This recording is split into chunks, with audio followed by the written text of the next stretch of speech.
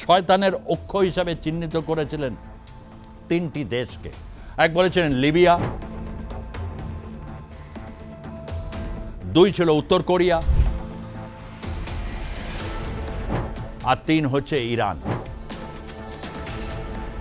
ইসরায়েলকে দিয়ে শুরু করা হয়েছে, কিন্তু ইসরায়েলের পক্ষে ইরানের এই পারমাণবিক কেন্দ্রগুলোকে ধ্বংস করা প্রায় অসম্ভব।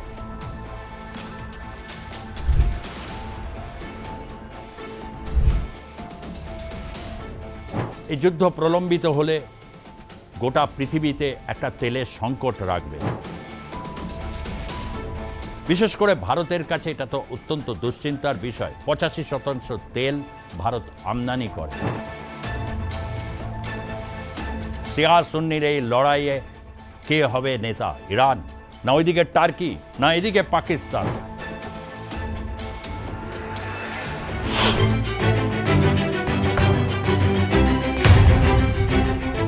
মধ্যপ্রাচ্য এবং পশ্চিম এশিয়া জুড়ে এক তীব্র যুদ্ধের দামামা তৈরি হয়েছে এবং রীতিমতো যুদ্ধ চলছে। এই যুদ্ধে নিষ্পত্তি কিভাবে হবে কেউই জানে না, কিন্তু যে ব্যাপক ক্ষয়ক্ষতি হবে এবং গোটা ভূ রাজনৈতিক পরিস্থিতিকে এমনটাই বদলাতে পারে বলে আশঙ্কা করছেন বিভিন্ন বিশেষজ্ঞ মহল। ভূ রাজনৈতিক পরিস্থিতিতে কেউ কেউ এরকমও বলছেন, এই যুদ্ধ যদি দীর্ঘায়িত হয় তাহলে তৃতীয় বিশ্বযুদ্ধের শুরু হয়ে গেছে এবং এই বিশ্বযুদ্ধ ঠিক যেরকমভাবে চলেছিল দ্বিতীয় বিশ্বযুদ্ধের মতো এটা ক্রমশ প্রলম্বিত হতে হতে গোটা পৃথিবীকে গ্রাস করে নেবে। ইতিমধ্যে বিভিন্ন এয়ার রুটগুলো বাতিল ঘোষণা করা হয়েছে, অনেক ঘুরপথ দিয়ে আসতে হচ্ছে।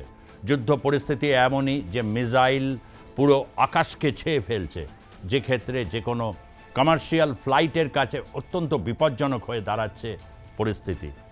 এবং এই যুদ্ধ প্রলম্বিত হলে গোটা পৃথিবীতে একটা তেলের সংকট রাখবে।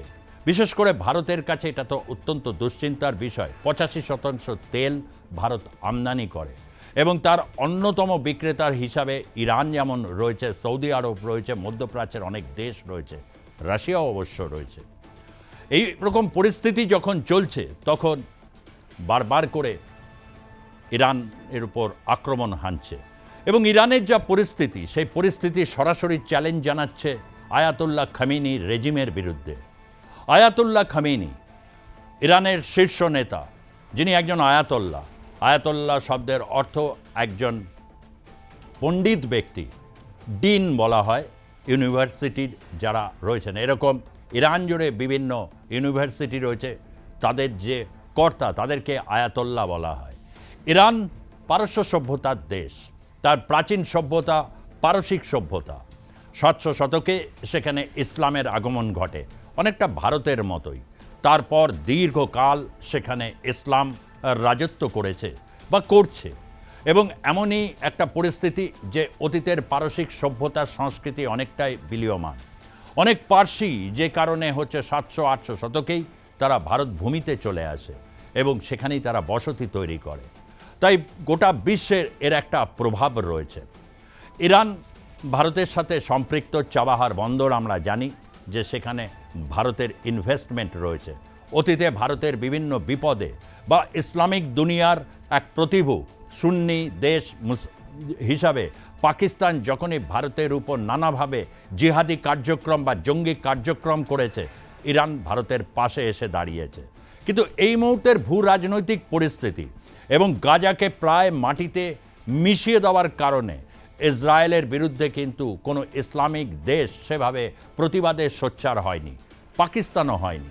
গোটা বিশ্ব অবাক চেয়ে দেখেছে কীভাবে ইসরায়েল গাজার উপর দীর্ঘস্থায়ী বোমাবর্ষণ করে সেখানে অগণিত মানুষের প্রাণ গেছে। তথাপি ইসলামিক দুনিয়া তখনও দ্বিধাগ্রস্ত, তারা সেভাবে ইসরায়েলের বিরুদ্ধে দাঁড়ায়নি, বরং ঠারে ঠারে বুঝিয়ে দিয়েছে হামাস ঠিক কাজ করেনি। এমন অবস্থা চলছিল, কিন্তু টার্গেট যে পরবর্তী অধ্যায় ইরান হতে চলেছে তার আগামও ইঙ্গিত ছিল।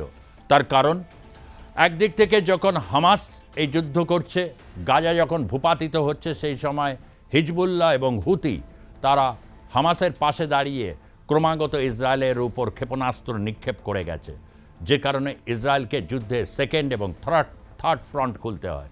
একেবারে হুতিদের বিরুদ্ধে এবং হিজবুল্লাহর বিরুদ্ধে। হিজবুল্লাহর শীর্ষস্থানীয় কমান্ডার প্রত্যেকেই নিহত হয়েছেন। তাই হিজবুল্লাহর কাছে আগামী দিনে ঘুরে দাঁড়ানোর মতো পরিস্থিতি যথেষ্ট কঠিন ছিল এবং হুতিদেরও তাই পরিস্থিতি, যেখানে তারা অনেকটাই চুপ মেরে গেছে। তার কারণ তাদের মদতদাতা দেশ ইরান সরাসরি আমেরিকার নিশানায় রয়েছে। আমেরিকার নিশানায় এই কারণেই রয়েছে, দীর্ঘদিন আগে জর্জ ডব্লিউ বুশ বলেছিলেন, শয়তানের অক্ষ হিসাবে চিহ্নিত করেছিলেন তিনটি দেশকে। এক বলেছিলেন লিবিয়া, দুই ছিল উত্তর কোরিয়া, আর তিন হচ্ছে ইরান। এই তিনটি দেশকে কেন্দ্র করে একটা শয়তানের অক্ষ তৈরি হয়েছে। লিবিয়ার মুয়াম্মার গাদ্দাফিকে কিভাবে দমন করা হয়েছে তা যে কোনো ইতিহাসের ছাত্রের কাছে অত্যন্ত একটি শিক্ষণীয় বিষয়। সেই বিষয়ে দীর্ঘায়িত যাব না, ভবিষ্যতে নিঃসন্দেহে এই নিয়ে আলাদা ভিডিও করব। কিন্তু তারপর উত্তর কোরিয়া, ডোনাল্ড ট্রাম্প কিন্তু উত্তর কোরিয়াকে চীনের কবল থেকে অনেকটা নিজেদের সাপেক্ষে নিয়ে আসতে পেরেছেন, যে কারণে উত্তর কোরিয়ার কিম জং উন তিনি মাঝে মধ্যে বেশ উৎসাহে লাফালাফি করতে শুরু করেন। তার কারণ হচ্ছে আমেরিকার ডোনাল্ড ট্রাম্প তাকে কিছুটা তাচ্ছিল্য, কিছুটা তাকে সহানুভূতি, এই দুটোর মিশ্রণে অনেকটাই কিন্তু তাকে নিয়ে এসেছে। তাই এই মুহূর্তে উত্তর কোরিয়াকে অত শক্তিশালী প্রতিপক্ষ হিসাবে আমেরিকা দেখে না। বাকি রইল ইরান, অর্থাৎ শয়তানের যে অক্ষ, সেই অক্ষ হিসাবে ইরানকে তারা চিহ্নিত করে রেখেছিল। ইরানের পরমাণু বিজ্ঞানীরা অত্যন্ত তারা সুদৃঢ় এবং অত্যন্ত কর্মঠ এবং দীর্ঘদিন ধরে ইরান পরমাণু কার্যক্রম পরিচালনা করছে। ইসলামিক বিশ্বে দুটো শিবিরে ভাগ রয়েছে, শিয়া এবং সুন্নি। আমরা প্রত্যেকেই জানি যে একটি শিয়া দেশ হিসাবে এবং সেখানে নানাবিধ ফতোয়ার রাজ সেখানেও চলে, যে কারণে ইরানের আলাদাভাবে ইতিহাসটা একটু আপনাদের জানা দরকার। অতীতে আলোচনা আগেও করেছি, তথাপি খুব সংক্ষেপে আপনাদের আরও একবার মনে করিয়ে দিতে চাই। 80-র দশকে ইসলামিক রেভলিউশন হয়েছিল, যে ইসলামিক রেভলিউশনের ক্ষেত্রে একটা বড় ভূমিকা ছিল সেখানকার বামপন্থীদের এবং অন্যান্য শক্তিদের।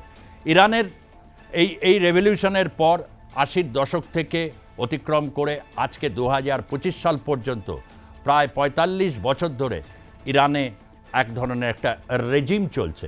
তার আগে ছিল শাহ রেজিম, শাহ পাহলভি। এই যে একটা দীর্ঘদিন ধরে তাদের শাসনকাল চলছিল, সেই সময় প্রচুর সংস্কার হয়েছিল।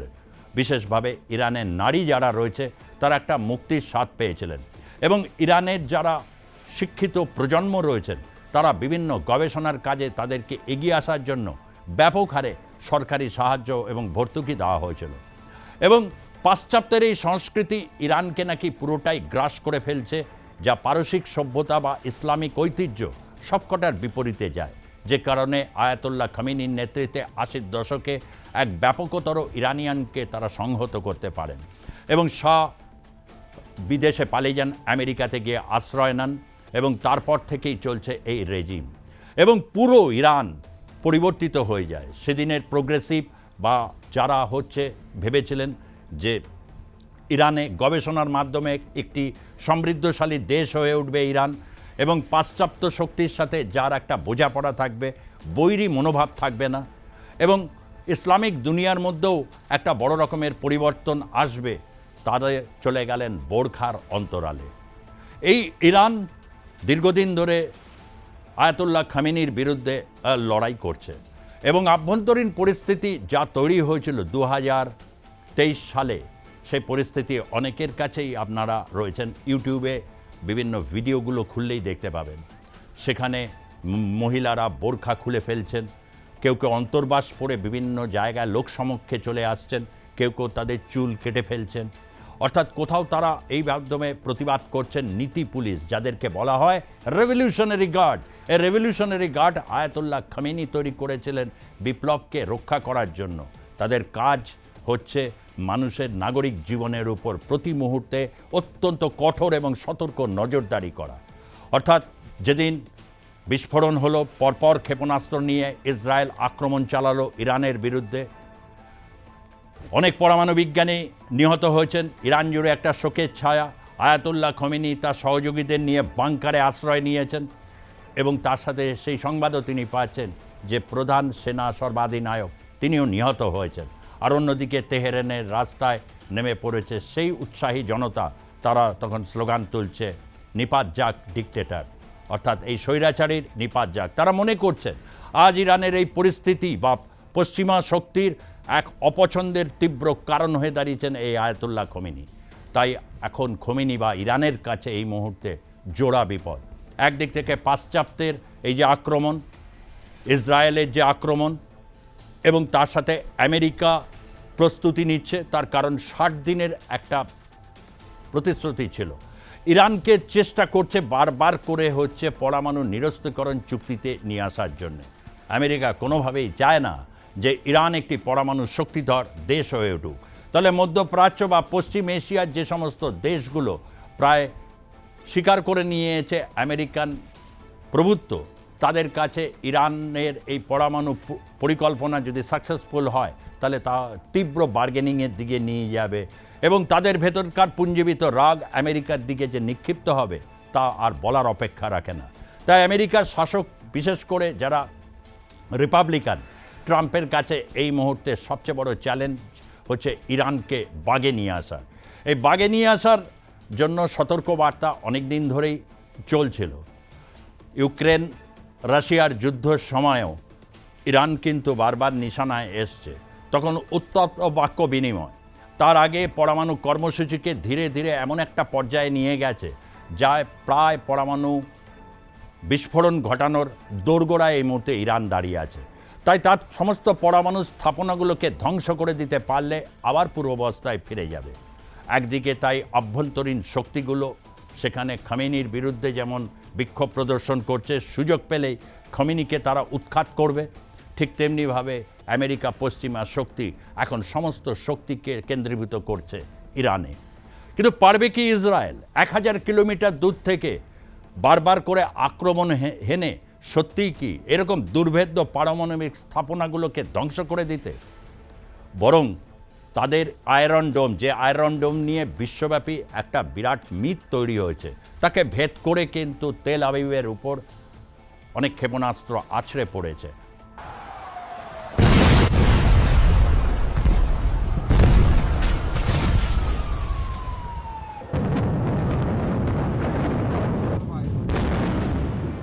হাইফাতে আরও অনেকগুলো শহর রয়েছে যেখানে অনেক বেসামরিক স্থাপনার উপর আক্রমণ গিয়ে পড়েছে, এবং যে কারণে অনেক নাগরিক হতাহত হয়েছেন। ইসরায়েল এই বিষয়ে এখনও তারা বিবৃতি দেয়নি, কিন্তু এটাকে অজুহাত করে সামগ্রিকভাবে লড়াইয়ে যখন নেমে পড়বে তখন আর ইসরায়েলের প্রয়োজন হবে না। ইসরায়েলের কাছে ওই শক্তি কি রয়েছে যে ইরানকে সে একা সে ভূমিতে একেবারে বিলীন করে দিতে পারবে, যেটা গাজার ক্ষেত্রে হয়েছে, প্যালেস্টাইনের ক্ষেত্রে হয়েছে? তা সম্ভব কি আদৌ? এইখানেই সবচেয়ে বড় প্রশ্ন। আর এখান থেকে এন্ট্রি হবে আমেরিকা, এবং আমেরিকার এন্ট্রি হলে স্বাভাবিকভাবে ইরানের পাশে দাঁড়াবার একটা পরিস্থিতি তৈরি হবে। ভারতের উপরও চাপ বাড়বে চাবাহারকে কেন্দ্র করে এবং তেলকে কেন্দ্র করে, কিন্তু চীনকে পাশে দাঁড়াতেই হবে, এবং সেই প্রক্রিয়া শুরু হয়েছে। ঠিক কীভাবে আগামী দিনে সেই পট পরিবর্তনগুলো হবে আপনাদের কাছে ভবিষ্যতে আরও দীর্ঘায়িতভাবে ভিডিও করব। কিন্তু এই মুহূর্তে বলবো যে পারমাণবিক এই যে কেন্দ্রগুলো রয়েছে সেখানে ইসরায়েল আক্রমণ হেনেও আদবে কিছু কার্যকরী করতে পেরেছে? সবচেয়ে বড় প্রশ্ন উঠেছে এইখানে, এবং যে কারণে কেউ যুদ্ধের গতি প্রকৃতি নিয়ে নিশ্চিত হতে পারছে না। ইরান এখনও পর্যন্ত মাথা নত করার কোনো রকম ইঙ্গিত তারা এখনও পর্যন্ত দেয়নি, তবে তাদের ভাবতেই হবে। তার কারণ হচ্ছে আয়াতুল্লাহ খোমেনির রেজিম একেবারে দড়ির উপর কোনো মতো ঝুলছে। তিনি দড়ির উপর দিয়ে হাঁটছেন, এবং বিপর্যয় নামলে দুতরফ থেকেই বিপর্যয় নামবে, এবং কিভাবে তাকে রক্ষা করবেন আর্মির জেনারেলরা, কেন অনেক আর্মি জেনারেল নিহত হয়েছেন। পরিস্থিতি কেন কিভাবে বদলে যেতে পারে, আমেরিকা ইন্টারভেন করলে তারা ঠিক কী করতে পারে, সেই সম্পর্কে এবার আপনাদের আগাম পূর্বাভাস কিছু দেওয়ার চেষ্টা করব। শুক্রবার ভোরে যখন কয়েক ডজন ইসরায়েলি বিমান গোটা ইরান জুড়ে একাধিক সামরিক পারমাণবিক ঘাঁটিতে হামলা চালিয়েছে, এর মধ্যে অন্যতম হল ইরানের প্রধান ইউরেনিয়াম প্রক্রিয়াকরণ কেন্দ্র নাতানজ। ইসরায়েলের তরফে জানানো হয়েছে ইরানের পরমাণু বোমা তৈরি রোখার উদ্দেশ্যেই অপারেশন রাইজিং লায়ন তারা শুরু করেছে। তবে তথ্যভিজ্ঞ মহল বলছে ইসরায়েল চেষ্টা করলেও ইরানের পরমাণু গবেষণা কেন্দ্র ধ্বংস করা তাদের পক্ষে অনেক কঠিন। পাহাড়ের ঢালকে কেন্দ্র করে তৈরি হয়েছে ইরানের এইসব ইউরেনিয়াম প্রক্রিয়াকরণ কেন্দ্র, যা ধ্বংস করার মতো মারণাস্ত্র ইসরায়েলের কাছে নেই। যদি একান্ত ইসরায়েল চায় এগুলো ধ্বংস করতে, সেক্ষেত্রে মার্কিন অস্ত্র ভাণ্ডারের সাহায্য নিতে হবে তাদের। নাতাঞ্জ ইস্পাহানে অবস্থিত গবেষণা কেন্দ্রকে ইরানের সবচেয়ে বড় ইউরেনিয়াম প্রক্রিয়াকরণ কেন্দ্র বলে মনে করা হয়। মাটির নিচে রীতিমতো বাংকার তৈরি করে তার ভেতর চলে গবেষণা। এর চারপাশে কয়েক মিটারের কংক্রিটের পাথরের দেওয়াল এই কেন্দ্রকে কঠোর নিরাপত্তা দেয়। এখানে বহুবার সাইবার অ্যাটাক হয়েছে ঠিকই, তবে প্রাকৃতিকভাবে এর নিরাপত্তা বলয় কোনো বড় হামলা থেকে এই কেন্দ্রকে রক্ষা করে। ফোর্দো নাতাঞ্জের পর পারমাণবিক গবেষণা কেন্দ্র হিসেবে দ্বিতীয় সর্বোচ্চ গুরুত্বপূর্ণ স্থান ইরানের দক্ষিণে কোম শহরে অবস্থিত ফোর্দো। 2009 সালে পাহাড় খুঁড়ে এটি নির্মাণ করা হয় এবং কোনো রকম ক্ষেপণাস্ত্র হামলা থেকে কেন্দ্রকে সুরক্ষা দেয় জগদ্দল পাহাড়। এখানে সুবিধামতো প্লুটোনিয়াম উৎপাদন করার সম্ভাবনা রয়েছে, যা পরমাণু বোমা তৈরির আরও একটি পথ। তেহরানে রয়েছে গবেষণা চুল্লি এবং বুশেহর হলো ইরানের একমাত্র কার্যকর বেসামরিক পারমাণবিক বিদ্যুৎ কেন্দ্র, যা রাশিয়ার সাহায্যে তৈরি করেছে ইরান। ফর্দো পাহাড়ের 60 থেকে 90 মিটার গভীরে অবস্থিত, নাতাঞ্জে 100 মিটার গভীরে অবস্থিত এই পরমাণু গবেষণা কেন্দ্রগুলো। এই পরমাণু কেন্দ্র ধ্বংস করা ইসরায়েলের পক্ষে বড়ই কঠিন। এখানে মারণ আঘাত আনতে গেলে প্রয়োজন ভারী বাংকার বাস্টার বোমা, যা কংক্রিট বা পাথরের আবরণ ভেদ করে নিচে আঘাত আনতে পারে। সেই সব অস্ত্র ইসরায়েলের কাছে নেই, রয়েছে আমেরিকার হাতে। তাহলে কি বোঝা গেল? যে আসলে যুদ্ধটা করছে আমেরিকা। ইসরায়েলকে দিয়ে শুরু করা হয়েছে, কিন্তু ইসরায়েলের পক্ষে ইরানের এই পারমাণবিক কেন্দ্রগুলোকে ধ্বংস করা প্রায় অসম্ভব।